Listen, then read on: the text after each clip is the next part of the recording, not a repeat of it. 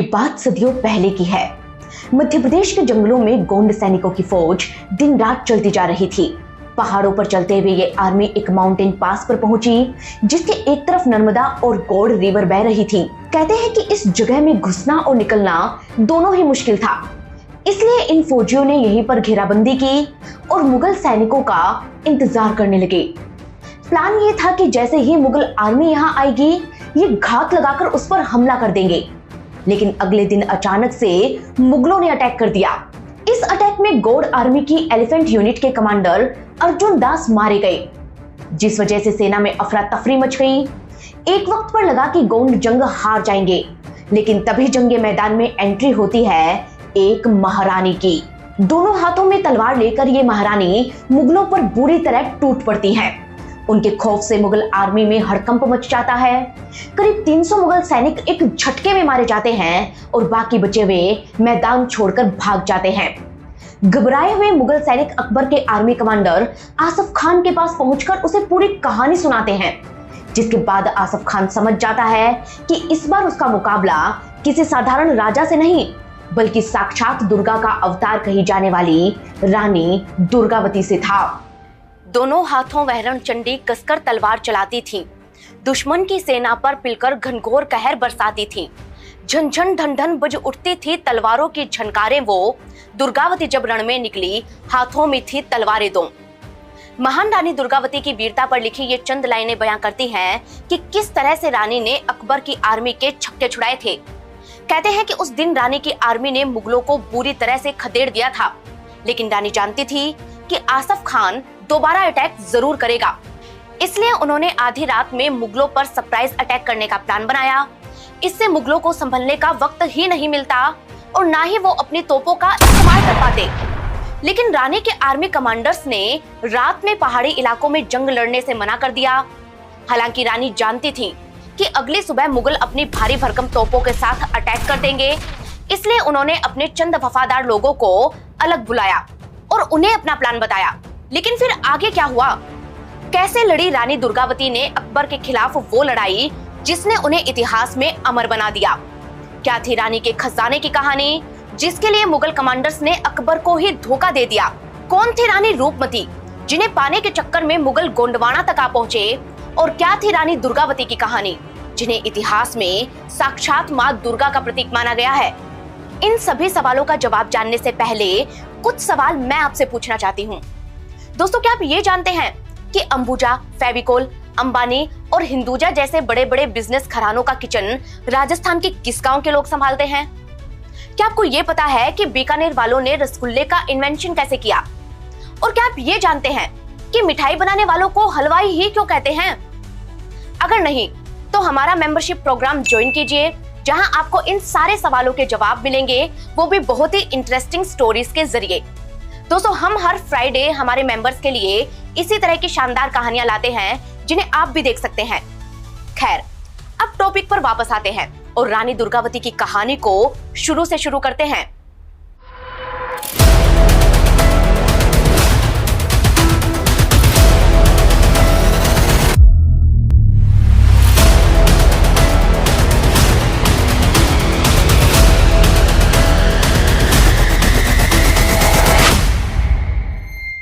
देश की राजधानी दिल्ली से करीब 1000 किलोमीटर दूर मदन महल और विंध्या माउंटेन रेंज से घिरा है जबलपुर।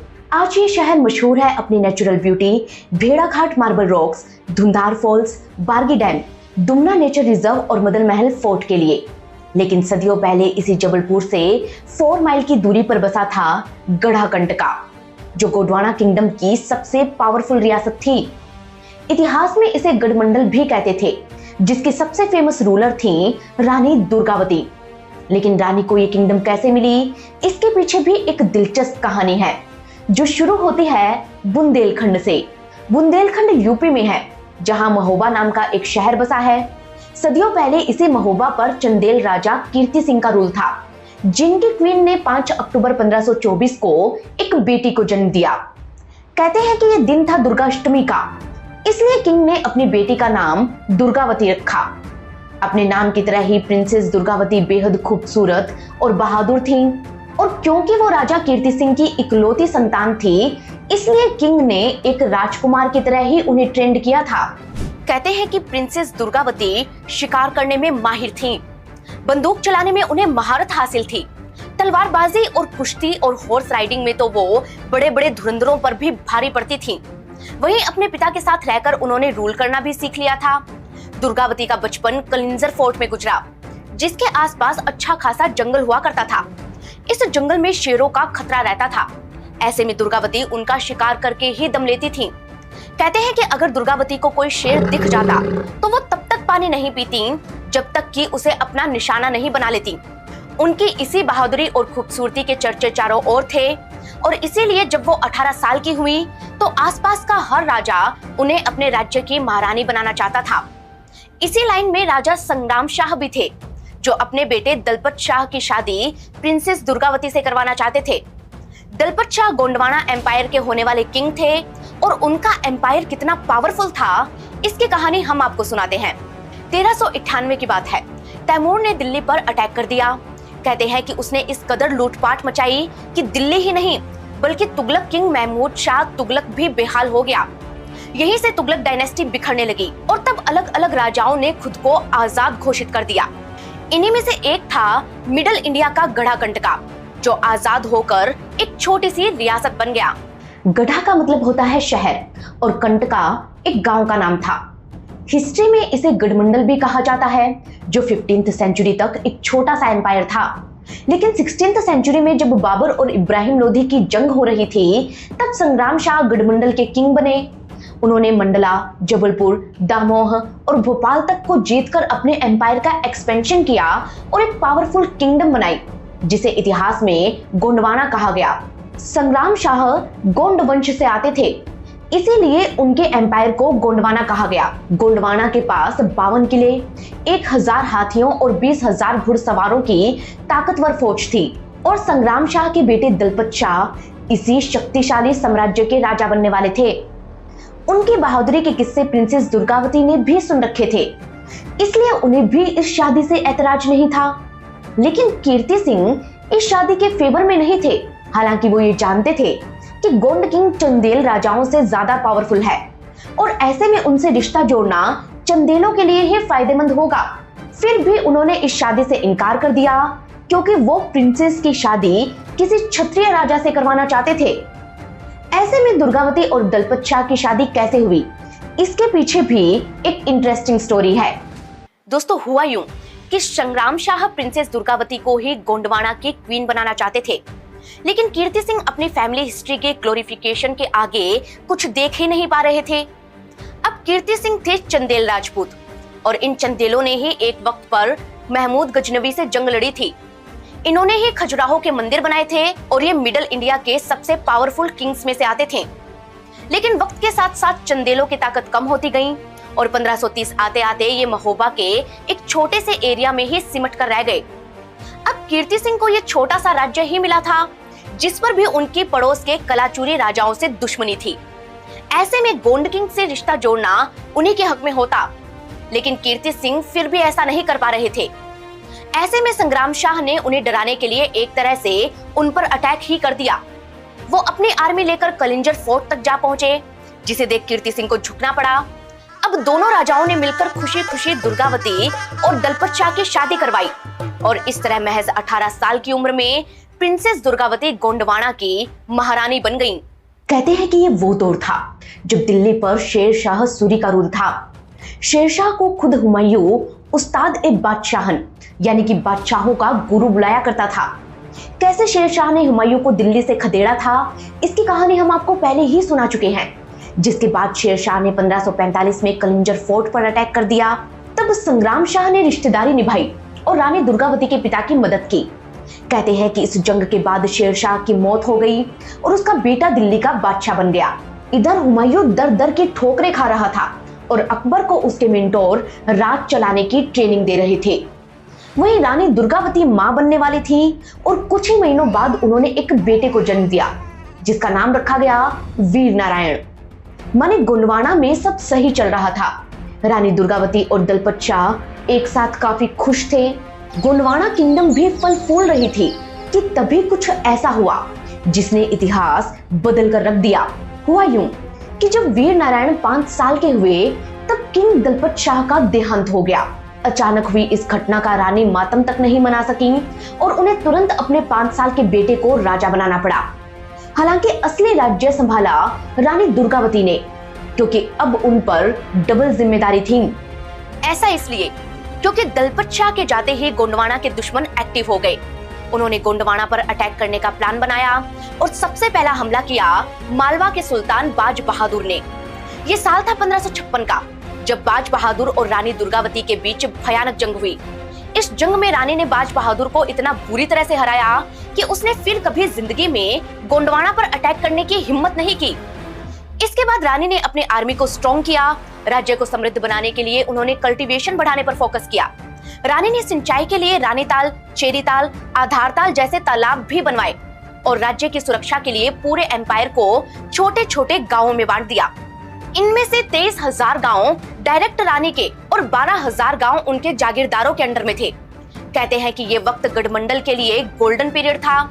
रानी के राज में जनता के पास इतना पैसा था कि लोग टैक्स चुकाने में भी सोने के सिक्कों का यूज करते थे। रानी की खूबसूरती और बहादुरी के किस्से तो दुश्मनों तक में मशहूर थे।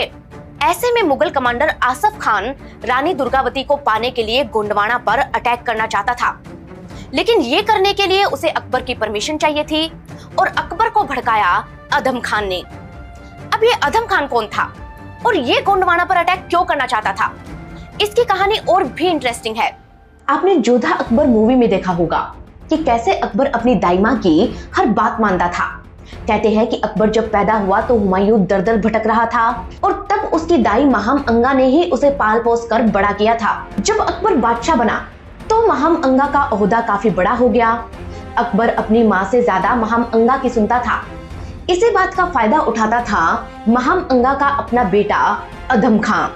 कहते हैं कि अकबर अधम खान को भाई मानता था और इसी वजह से अधम खान जमकर मनमानी करता था। कहते हैं कि अधम खान पाना चाहता था एक रानी को जिसका नाम था रानी रूपमती। रानी रूपमती मालवा के सुल्तान बाज बहादुर की रानी थी, जिनकी लव स्टोरी पूरे भारत में मशहूर थी। कहते हैं कि रूपमती एक गरीब किसान की बेटी थी। वो बला की खूबसूरत थी और उतना ही अच्छा गाती भी थी। एक दिन वो मालवा के दरबार में गाना गाने आई और उनकी आवाज सुनकर बाज बहादुर को उनसे इश्क हो गया। बाज बहादुर ने रूपमती से शादी करके उन्हें अपनी रानी बनाया और यहीं से दोनों का कपल मशहूर हो गया। कहते हैं कि रानी रूपमती इतनी खूबसूरत थी कि अधम खान भी उन्हें पाना चाहता था।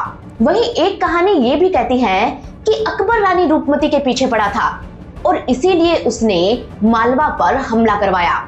अकबर की तरफ से अधम खान ने मालवा पर अटैक किया और उसने बाज बहादुर को हरा दिया। इसके बाद उसने बाज बहादुर को बंदी बनाया और रानी को किडनैप करने के लिए निकल पड़ा। लेकिन जैसे ही रानी रूपमती को इसकी खबर मिली, उन्होंने जहर खाकर जान दे दी, जिसका पता चलते ही अधम खान गुस्से से पागल हो गया और उसने मालवा का सारा खजाना लूट लिया। कहते हैं कि उसने अकबर को चंद हाथी घोड़े भेजकर बेवकूफ बनाने की कोशिश की, जिसके बाद अकबर खुद मालवा आया। कहते हैं कि रानी रूपमती की मौत की खबर सुनकर उसे अपने किए पर बहुत पछतावा हुआ और उसने बाज बहादुर को आजाद कर दिया। उसने अधम खान से सारा खजाना वापस लिया और महाम अंगा के कहने पर उसे माफ कर दिया। लेकिन 1562 में अधम खान ने कुछ ऐसा किया कि अकबर अपने गुस्से को कंट्रोल नहीं कर पाया। दोस्तों, हुआ यूं कि उस वक्त अकबर के कोर्ट में वकील ए मुतल्लक थे अतका खान। वकील ए मुतल्लक एक पावरफुल पोस्ट थी जिसका पावर आज के प्रधानमंत्री की पोस्ट के बराबर था। ऐसे में अतका खां का मारा जाना अकबर के लिए एक बड़ा झटका था। लेकिन अतका खान को मारकर अधम खान अकबर के कमरे में गया और उससे भी हाथापाई करने लगा, जिसके बाद अकबर का गुस्सा 7वें आसमान पर पहुंच गया और उसने अधम खान को छत से नीचे फेंकने के ऑर्डर दे दिए। कहते हैं कि छत की ऊंचाई सिर्फ 10 फीट थी, इसलिए अधम खान की जान बच जाती है। लेकिन इस बार अकबर भयानक गुस्से में था और उसने अधम खान को बार बार छत से गिराने के ऑर्डर दिए। कहते हैं कि अधम खान को तब तक पटका गया जब तक कि वो मरा नहीं। अब अधम खान तो मर गया, लेकिन उसकी वजह से मुगलों को मालवा मिल गया। इसके बाद मुगलों ने रीवा और पन्ना पर भी कब्जा कर लिया और इस तरह रानी दुर्गावती का गढ़मंडल दोनों तरफ से मुगलों से घिर गया। अब मुगल गढ़मंडल के बॉर्डर पर थे और रानी जानती थी कि आने वाले वक्त में वो गढ़मंडल पर भी अटैक करेंगे, इसलिए उन्होंने अपनी सेना को पहले ही तैयार करना शुरू कर दिया। इधर कुछ वक्त बाद बाज बहादुर ने फिर मालवा पर कब्जा कर लिया, जिससे परेशान होकर इस बार अकबर ने आसफ खान को मालवा जीतने के लिए भेजा। आसफ खान के लिए ये गोल्डन चांस था, क्योंकि एक तो उसे मालवा जीतने पर अकबर की तरफ से इनाम मिलता और दूसरा वो रानी दुर्गावती के स्टेट पर अटैक करने के लिए भी अकबर को मना लेता। इसीलिए उसने मालवा पर हमले के दौरान ही रानी दुर्गावती की सेना में जासूस छोड़ दिए, जिन्होंने रानी की आर्मी की एक एक डिटेल आसफ खान को बता दी। इसके बाद आसफ खान ने गढ़मंडल पर हमला किया और कई सारे गांवों को जीत लिया। कहते हैं कि आसफ खान की आर्मी में 10,000 सोल्जर्स थे, वहीं रानी दुर्गावती के पास 5,000 सोल्जर्स ही थे। माने आसफ खान के पास रानी से दोगुनी बड़ी सेना थी। इसीलिए रानी के आर्मी कमांडर आधार सिंह ने उन्हें अकबर से संधि की सलाह दी, लेकिन रानी दुर्गावती आसफ खान और अकबर दोनों की नीयत से वाकिफ थी। इसीलिए उन्होंने आधार सिंह से साफ कहा कि स्वाभिमान के बिना जीने की बजाय वो इज्जत से मरना पसंद करेंगी। कहते हैं कि इसके बाद रानी ने आसफ खान से जंग की तैयारी शुरू कर दी। उन्होंने अपनी स्ट्रेटजी के तहत आर्मी की अलग अलग यूनिट्स को अलग अलग किलों पर तैनात कर दिया और खुद सैनिकों की एक टुकड़ी लेकर जंगल में निकल गईं। पहाड़ों और जंगलों को पार करते हुए रानी नरही गांव पहुंची और इस रास्ते में उन्हें जो भी मिला वो उनके साथ हो लिया, क्योंकि गोंडवाना का बच्चा बच्चा अपनी क्वीन से बहुत प्यार करता था और ये सब रानी दुर्गावती के लिए मरने मिटने को तैयार थे। अब एक तरफ आसफ खान गढ़मंडल की तरफ बढ़ रहा था, वहीं दूसरी तरफ रानी नरही में पहुंच चुकी थी। नरही इसलिए क्योंकि ये जगह काफी सेफ थी, वहीं इसकी लोकेशन भी स्ट्रेटेजिकली काफी इंपॉर्टेंट थी। एक तरफ ये ऊंची ऊंची पहाड़ियों से घिरा था और वहीं इसके दूसरी तरफ नर्मदा और गोंड नदियां बहती थी। इस जगह का एक्सेस दुश्मन के लिए आसान नहीं था, इसलिए रानी दुर्गावती ने यहीं पर मोर्चाबंदी की। कहते हैं कि रानी की ये स्ट्रेटेजी कमाल की थी, तभी तो आसफ खान लंबे वक्त तक उनकी लोकेशन का पता ही नहीं लगा पाया। लेकिन जब उसे पता चला कि रानी नरही में है, तो उसने अपनी भारी भरकम आर्मी को लेकर वहां हमला बोल दिया। इस हमले में रानी के फौजदार अर्जुन दास शहीद हो गए। तब रानी खुद जंगे मैदान में उतरी और दुश्मनों पर काल बनकर टूट पड़ी। कहते हैं कि रानी के आते ही उनकी आर्मी में जोश भर गया और गोंड सैनिक मुगलों को गाजर मूली की तरह काटने पर आमादा हो गए। हालात इतने खतरनाक थे कि मुगलों को पीछे हटना पड़ा। इस तरह पहली लड़ाई रानी दुर्गावती ने जीत ली। लेकिन रानी जानती थी कि आसफ खान रुकने वाला नहीं है, इसलिए उन्होंने अपने आर्मी कमांडर्स की एक मीटिंग बुलाई। रानी का प्लान था कि मुगलों पर रात को हमला किया जाए, ताकि अंधेरे में वो संभल ना पाए और ना ही अपनी तोपों का इस्तेमाल कर पाए। लेकिन किसी ने भी रानी का साथ नहीं दिया और ये कहकर जंग टाल दी कि पहाड़ी इलाके में रात को लड़ना खतरनाक साबित हो सकता है। कहते हैं कि इसके बाद रानी ने अपने कुछ वफादार लोगों को भरोसे में लेने की कोशिश की, लेकिन वो भी नहीं माने। नतीजा ये रहा कि अगले दिन मुगलों ने तगड़ी घेराबंदी कर दी, जिसके बाद दोनों सेनाओं में भयानक जंग हुई। जंग से पहले रानी ने अपने सैनिकों को इकट्ठा किया और उनसे कहा कि हम खून की आखिरी बूंद तक लड़ेंगे और जो भी इस लड़ाई में मेरे साथ है वो यही ठहर जाए, लेकिन जो जाना चाहता है वो जा सकता है। हालांकि रानी का एक भी सैनिक उन्हें छोड़कर नहीं गया और सबने मिलकर पूरी ताकत से मुगलों का सामना किया। कहते हैं कि रानी दुर्गावती अपने हाथी सरमन पर बैठी और रण क्षेत्र में कूद पड़ी। वहीं उनके बेटे वीर नारायण ने अपनी आर्मी को इतनी शानदार तरीके से लीड किया कि उन्होंने एक नहीं, दो नहीं, बल्कि पूरे 3 बार मुगलों को खदेड़ा। लेकिन दिक्कत ये थी कि आसफ खान की सेना बहुत बड़ी थी। मुगल जख्मी होकर भी कम नहीं हो रहे थे कि तभी वीर नारायण को एक तीर आ लगा और वो घायल हो गए। कहते हैं कि वीर नारायण के घायल होते ही रानी दुर्गावती ने उन्हें जंगे मैदान से बाहर भेज दिया, लेकिन रानी के आधे सैनिक भी वीर नारायण के साथ चले गए। ऐसे में रानी की आर्मी और भी छोटी हो गई, लेकिन रानी फिर भी लड़ती रही। रानी का शौर्य और पराक्रम देख मुगलों के भी छक्के छूट गए। रानी दुर्गावती दोनों हाथों से तलवार चला रही थीं। उनका एक एक सैनिक मुगलों पर भारी पड़ रहा था कि तभी आसफ खान ने एक प्लान बनाया और रानी को चारों तरफ से घेर लिया। उसके सैनिकों ने जमकर तीरों की बौछार की, जिनमें से एक तीर रानी के कान में और दूसरा उनके गले में जा लगा। तीर लगते ही रानी बेहोश हो गई और जब उन्हें होश आया तो मुगल जीत चुके थे। रानी ने देखा कि दिन ढल रहा था और उनका महावत आधार बघेला उनके पास बैठा था। रानी के होश में आते ही आधार उन्हें सुरक्षित जगह ले जाने की कोशिश करने लगा, लेकिन रानी जानती थी कि उनके पास वक्त कम है। मुगल उन्हें छू ना पाए, इसलिए उन्होंने आधार बघेला से उनका मर्डर करने के लिए कहा। लेकिन आधार तो रानी को अपना भगवान मानता था। ऐसे में वो रानी को कैसे मार सकता था? जब कई बार कहने के बावजूद भी वो रानी की हत्या नहीं कर पाया, तब रानी ने ही अपने सीने में खंजर घोंप लिया। इस तरह 24 जून 1564 को रानी दुर्गावती इतिहास के पन्नों में हमेशा हमेशा के लिए अमर हो गईं और आसफ खान के हाथ अफसोस के सिवाय और कुछ नहीं लगा। अब आसफ खान ने गढ़मंडल पर कब्जा कर लिया, जहां से उसे इतना खजाना मिला कि गिनती कर पाना भी मुश्किल था।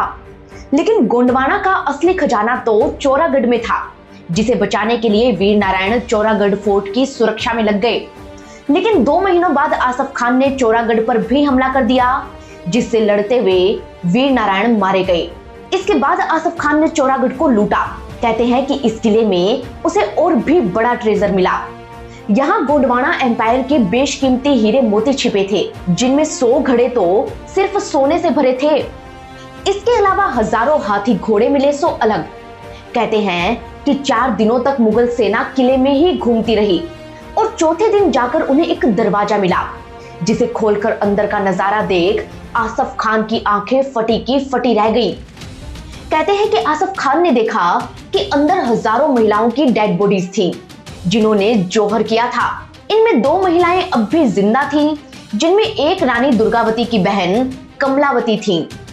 आसफ खान ने अकबर को खुश करने के लिए महज 200 हाथी और इन दोनों महिलाओं को उसके दरबार में भेज दिया और बाकी का खजाना खुद हड़प कर अकबर को बेवकूफ बनाने की कोशिश की। लेकिन अकबर ने उसकी एक नहीं चलने दी। उसने वीर नारायण के चाचा चंद्र शाह के साथ संधि करके उन्हें गोंडवाना का राजा बना दिया और आसफ खान से सारा खजाना वापस ले लिया। अब यहाँ गोंडवाना मुगल एम्पायर के अंडर आने लगा और इस तरह महान गोंड एम्पायर का अंत हो गया। और इस एम्पायर के सबसे महान रूलर रानी दुर्गावती इतिहास के पन्नों में हमेशा हमेशा के लिए अमर हो गईं। कहते हैं कि रानी की बहादुरी के मुरीद तो उनके दुश्मन भी थे, तभी तो मुगल इतिहासकारों ने भी उनकी तारीफ की है। अकबरनामा में मुगल हिस्टोरियन अबुल फजल लिखते हैं कि रानी दुर्गावती बेहद खूबसूरत, मर्दाना साहस वाली और बहादुरी का मेलजोल थी। वो बेशुमार खजाने की मालकिन थी। अकेले गढ़मंडल में इतना सोना चांदी और जेवरात थे कि उनके धन संपत्ति के एक हिस्से की गिनती कर पाना तक मुश्किल था। दोस्तों, उस वक्त ना सोशल मीडिया था, ना ही न्यूज़पेपर थे, फिर भी रानी दुर्गावती की बहादुरी के किस्से पूरे गोंडवाना में मशहूर हो गए। रानी की बहादुरी पर कविताएं लिखी गईं, लोग उनकी वीरता के किस्से लोकगीतों यानी कि फोक सॉन्ग्स में गाने लगे। जिस तरह रानी लक्ष्मीबाई के लिए कहा जाता था कि बुंदेले हरबोलों के मुंह हमने सुनी कहानी थी, खूब लड़ी मर्दानी वो तो झांसी वाली रानी थी, उसी तरह गोंडवाना में कहा जाता है कि चंदेले रजवाड़ों के मुंह हमने सुनी कहानी थी, खूब लड़ी मर्दानी वो तो गढ़मंडल वाली रानी थी। रानी की बहादुरी ने न सिर्फ मुगलों बल्कि ब्रिटिशर्स को भी इंस्पायर किया। कहते हैं कि आने वाले वक्त में गढ़मंडल पर मराठों का राज हुआ और सेकेंड एंग्लो मराठा वॉर के बाद ये ब्रिटिशर्स के हिस्से आ गया। तब 1820 में British officer sir William Henry Sleeman यहाँ आए, जिन्होंने रानी की वीरता की कहानियां सुनी। वो रानी की समाधि पर गए और अपने नोट्स में लिखा कि आज भी रानी दुर्गावती की समाधि 2 पहाड़ियों के बीच एक संकरे रास्ते पर देखी जा सकती है। ये वही जगह है जहां वो जंग के मैदान में आखिरी बार गिरी थी। समाधि के बगल में बड़े बड़े 2 गोल पत्थर हैं। मान्यता है कि ये रानी के शाही ढोल थे, जिन्हें पत्थर में तब्दील कर दिया गया। रात के सन्नाटे में आज भी उनकी आवाज जंगल के उस पार गूंजती है। वो अपने योद्धाओं की आत्माओं को बुलाती हैं, जिनकी हजारों समाधियां आसपास ही हैं। आज रानी दुर्गावती गढ़मंडल के लोगों में उतनी ही मशहूर हैं जितने की झांसी की रानी लक्ष्मीबाई। जबलपुर में बरेला के पास जहां रानी शहीद हुई, वहां उनका मेमोरियल बना है। 24 जून को हर साल रानी दुर्गावती के सम्मान में बलिदान दिवस मनाया जाता है। मध्य प्रदेश में उनके नाम पर यूनिवर्सिटीज बनी हैं, उनके स्टैचू बने हैं, उन पर डाक टिकट जारी किए गए हैं। वहीं इंडियन नेवी ने अपने पेट्रोल वेसल का नाम रानी दुर्गावती के नाम पर ICGS रानी दुर्गावती रखा है। लेकिन अफसोस की बात तो ये है कि रानी दुर्गावती की कहानी सिर्फ मध्य प्रदेश की किताबों में ही सिमटी हुई है। क्योंकि हमारी क्लास बुक्स में एक बहुत बड़ा हिस्सा मुगल इतिहास से भरा पड़ा है। दोस्तों, भारतीय और मुगल हर इतिहासकार ने रानी दुर्गावती को गोंड एम्पायर की सबसे शक्तिशाली रानी माना है, मगर अफसोस कि उनकी कहानी हमारी इतिहास की किताबों में सिर्फ और सिर्फ चंद लाइनों में ही समेट कर रख दी गई है। रानी दुर्गावती वो वीरांगना थी जिन्होंने झांसी की रानी लक्ष्मीबाई, इंदौर की रानी भीमाबाई, यहाँ तक कि महाराणा प्रताप से पहले अकबर के खिलाफ हथियार उठाए थे। लेकिन उनकी असली कहानी हमारे जैन जी को पता ही नहीं है। अगर आप ये चाहते हैं कि रानी दुर्गावती जैसी महान रानी की कहानी हमारे नेक्स्ट जनरेशन तक भी पहुंचे, तो इस कहानी को शेयर करें। और जाने से पहले हमें ये बताना ना भूलें कि आप हमें कहां से देख रहे हैं और हमारे पॉडकास्ट आपको कैसे लग रहे हैं। दोस्तों, इस बार का पॉडकास्ट हमने किया है लेफ्टिनेंट जनरल दुष्यंत सिंह के साथ, जिन्होंने पठानकोट टेरर अटैक के खिलाफ हुए कॉम्बैट ऑपरेशन को लीड किया था। इस ऑपरेशन का नाम था ढांगू सुरक्षा, जिसकी कमान थी एनएसजी के हाथों में और इसे लीड कर रहे थे लेफ्टिनेंट जनरल दुष्यंत सिंह। इस पॉडकास्ट में उन्होंने मुझे एक बहुत ही दिलचस्प कहानी सुनाई थी दोस्तों, जिसे मैं आपके साथ शेयर करना चाहती हूँ। दोस्तों, होता क्या है कि यूनाइटेड नेशन के पास अपनी आर्मी तो होती नहीं है, इसलिए वो अलग अलग देशों के सोल्जर्स को इकट्ठा करते हैं और उससे जो आर्मी बनती है उसे वहां भेजते हैं जहां उसे शांति स्थापित करनी हो। एक बार ऐसा ही उन्होंने किया लाइबेरिया में। लाइबेरिया एक अफ्रीकन कंट्री है। यहाँ पर कई सारे गैंग्स थे जो आपस में भिड़ गए थे। जब लाइबेरिया की गवर्नमेंट इस मामले में कुछ नहीं कर पाई, तो यूएन ने यहाँ फोर्स भेजी, जिसमें इंडिया की तरफ से जनरल दुष्यंत सिंह गए थे। अब इन लोगों के पास हथियार तो थे नहीं, क्योंकि ये तो शांति बहाल करने गए थे और ये अपना काम अच्छे से कर भी रहे थे। तभी एक दिन अचानक उन्हें एक कुक ने आकर ये कहा कि सर आप भाग जाइए वरना मारे जाएंगे। अब जनरल दुष्यंत को लगा कि ये अचानक क्या हुआ, तो पता चला कि एक गैंग लीडर उनको किडनैप करने की प्लानिंग कर रहा है। और मजे की बात तो ये थी कि वो ऐसा करने में कामयाब भी हो गया। उसने जनरल दुष्यंत समेत कई सारे सोल्जर्स को किडनैप कर लिया ताकि यूएन से वो सौदेबाजी कर सके। और वो इन सबको एक सुनसान जगह ले गया जहां 15-20 लोग पहले से कैद थे। अब इस सिचुएशन में जनरल दुष्यंत ने दिमाग लगाया और उन्होंने अपना रेडियो सेट अपने कपड़े में छुपा कर रख लिया पहले से ही।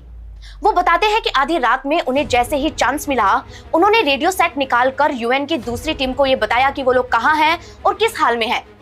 कहते हैं कि ये काम इतना रिस्की था कि अगर लाइबेरियन गैंग को पता लग जाता तो वो जनरल का मर्डर तक कर सकते थे, लेकिन उन्होंने फिर भी रिस्क लिया। अपनी जान पर खेलकर उन्होंने यूएन को इन्फॉर्म किया और अपने साथ साथ बाकी के 20 लोगों की भी जान बचाई। दोस्तों, इसी तरह की बहुत सारी इंटरेस्टिंग कहानियां, बहुत सारी डेयरिंग स्टोरीज जनरल दुष्यंत ने हमें इस पॉडकास्ट में सुनाई है। इसीलिए मैं आपसे रिक्वेस्ट करती हूँ कि आप हमारे ये पॉडकास्ट जरूर देखें और जाने से पहले ये बताना ना भूलें कि आप हमें कहाँ से देख रहे हैं और अगली रिपोर्ट कौन सी देखना चाहते हैं। दोस्तों, हम मिलेंगे आपको किसी नई कहानी के साथ। तब तक के लिए धन्यवाद।